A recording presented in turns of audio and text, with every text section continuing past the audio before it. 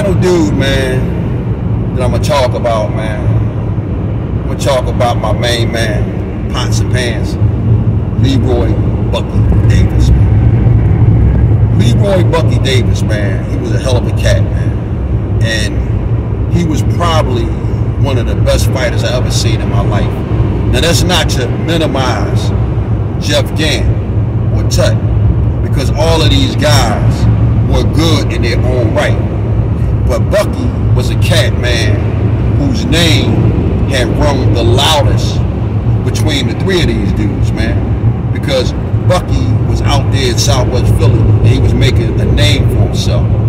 And the only guy's name who rung louder than Leroy Bucky Davis's around the city was my man Derek Fats Burney and Meldrick Till. Those were the only guys whose name in the boxing circuit was ringing louder than Leroy Bucky Davis's. So I never saw Buck before, man, but I'd always heard about this dude, man. The Bull Bucky, the Bull Bucky, the Bull Bucky, Leroy Davis. Man, you gotta see this dude. So when I first started hearing Bucky's name, man, I was expecting Bucky to be this big dude, man. You know what I mean? This big old Tarzan looking cat. But the first time that I saw him, man, my boxing team, the 23rd Pound, we had went to the Junior Olympic tournament that was being held up on 40th and Lancaster at this old theater or ballroom or something like that. And as we go walking in the ballroom, right, and we make our way in, I heard somebody say, "There go the Bull Bucky." And when I turned looking for him, right, I looked past him twice because I'm looking to see this big, giant, muscular type of bull. But in reality, man, Bucky was this little pint-sized Hercules, man. And when I seen him, he was standing there on the scale, messing with the scale, scaling in for his fight. And when I looked, I said, damn, that's a little dude right there. And Buck had those deep set eyes, man, that looked like he had two black eyes, man. And I'm looking at him, right, and he playing with the jaw, and he got this little smug look on his face, right? And I'm like, damn, so that's the Bull Bucky, huh? So, man, that night, man, Buck got in the ring. Buck got up in that joint, man. He had some bull up in there, right? The only way I could describe Bucky and his fight with that bull is like that little cloud or tornado that you see on the cartoons when you see somebody getting beat up, man. That's the only way I can describe it, man. Because Buck was hitting this dude with lefts, he was hitting him with rights, he was hitting with this, and he was hitting him with that. And he really just pretty much just shined on the bull the whole first round.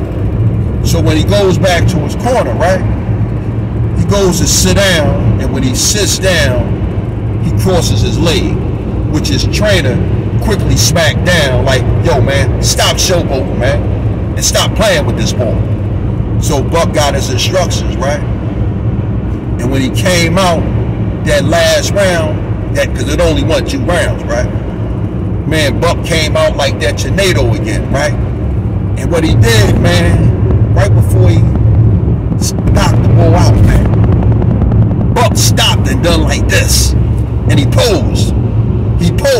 And then he does some shit like, and put one hand up and put the other hand up. And man, Buck jumped in and hit this dude with a left hook and put his lights the fuck out. Click. So, man, that was the first time I seen Leroy Bucky Davis, man. And the next time, man, when I seen him again, man, he was standing across the ring, man, from my team captain, a guy named Derek Fats Burney, man. And Fats was probably one of the baddest dudes in the city, man. 3 times national champion, man. Won a bunch of Golden Gloves championships and a whole bunch of other stuff, man. Fats was a bad boy, man. But now, he was standing across the ring from Buck, man. And in that first round, man, when Fats and Buck stepped to each other, man, them two dudes, man, they put on a boxing exhibition that was so tactical and clinical, man. It was like something that I've never seen in my life, man. You asking me, man? The first round was even, man. First round was even. They went back to the corner, man, standing ovation, man. Second round, bell ring. Man, they right back to more of the same, man. And then next thing you know, man, out of nowhere, Bucky caught Fats with a left hook, man, and dropped him. I ain't never seen nobody give Fats the business like Buck did. But he caught Fats with a beautiful left hook and dropped him, man. We was fucked up. That was our team captain, man. But now he in there against Buck. He fighting for his motherfucking life, man. Man, Fats got back up on his toes, man. Took the 8 count. And after that, man, Fats kind of sort of stayed to the outside a little bit, man. And Fats was feeding Buck that left. Sometimes he was popping up Buck head back. Other time Buck was catching that joint. But also, man, he'd catch it, but he'd come back with Fats. So, man, when that round ended, man, you have to get around the Buck, man, strictly for the knockdown. Him and Fats was getting that shit on, man. They was going back and forth. But when you just add a knockdown to the equation, man, you got to get around the Buck. Man, that last round, man, Fats was heated, man. They was standing there, man, and Fats looked across the ring at Buck, and he like pointed at him, like pointed the glove at him. And Buck looked at him. Buck just started smiling, like, yeah. Man, listen, that last round, man, them two boys met in the middle of that ring, man, and they was locking heads like a couple of rams. I mean, they was going hard, man. They was mixing that shit up, man. And the crowd was going wild. I was going wild. Because I'm like, yeah, man, my man Fats gotta redeem himself. And they was rumbling, man. But one thing happened, man. One thing happened. And with this right here, you can decide in your mind who you think won. Let me tell you something, man. Fats slipped and he went down. And in that instant, when Fats slipped and went down, Bucky reached down, grabbed Fats by his head, and pulled him up to his feet. And when he pulled him up on his feet, Bucky reached over and wiped Fats off. And I was like, God damn. And man, they finished out that round, man. But with that said, right, you can decide for yourself who won. Because I got an immense degree of respect for both of these boys, man. But at the end of the day, man, Bucky Leroy Davis, man, he was my guy, man. I knew Buck purely and strictly from boxing, man. I'm not gonna pretend that we wouldn't go all the way back like Cadillac seats. I knew Buck, that was my guy. We had love for each other, man. I like hanging around him.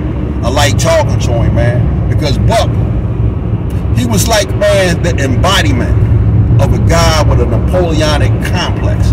Now, I don't know Buck to be a nasty guy, but Buck was an authoritative, assertive type of guy, man. And Buck was the type of dude, man, you know that you was in the presence of a motherfucker who commanded authority, man, and respect. And like I said, man, Buck was a little teeny dude, man. He wasn't no large guy, man. He was a short dude. But at the end of the day, man, Bucky Leroy Davis, he had a lot of potential, man, and he would have been a great fighter had the lure of the streets and the fast money not got his attention.